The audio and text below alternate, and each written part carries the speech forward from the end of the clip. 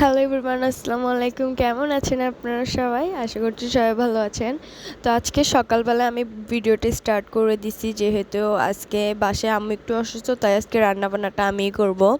তো প্রথমে আমি লইট্টা মাছটা ধুয়ে রেখে দিছি, যেহেতু এত দিন আমাদের বাসায় বিয়ে শাদির বাসায় গেছে, তো সেইভাবে আমাদের বাসায় শুধু মাংস মাংস মাংস।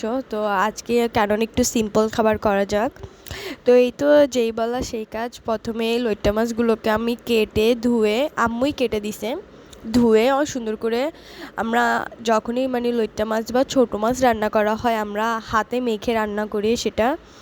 তো এটার কারণে প্রথমে আমি পেঁয়াজ, কাঁচামরিচ, টমেটো এসব কেটে আম্মু দিছে, আর আমি এখানে বসাই দিচ্ছিলাম।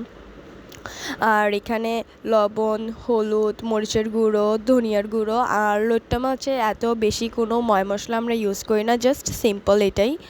তো এই তো দিয়ে এখানে পরিমাণ মতো তেল, যেহেতু লইট্টা মাছ একটু তেল একটু বেশি দিতে হবে, তো এইভাবে একটু বেশি করে তেল দিয়ে এটা হাত দিয়ে মেখে নিচ্ছি।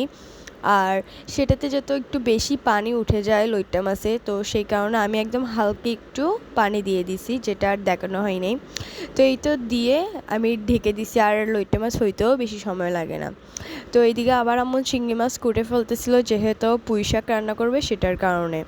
তো এই তো দেখেন আমার লইট্টা মাছটা রান্না করা হয়ে গেছে, আর এখানে পুঁই শাকটা বসায় দেওয়া হয়েছে। তো তারপর আমার আর কাছে কোনো আর ক্লিপ নেওয়া হয় নাই। বিকালবেলা ডাল ছিল, সেটাই বেটে নেওয়া হয়েছে, যেহেতু বিকালের নাস্তা হিসেবে পেঁয়াজও ভাজবে, এখন আমিই ভাজছি। আর এখানে আম্মু রুটি বানিয়ে রাখছে ছোট ছোট করে, গরুর মাংস দিয়ে খাবে। তো আজকে এই ব্লগটা এই পর্যন্তই। ভালো থাকবেন, সুস্থ থাকবেন, আল্লাহ হাফেজ।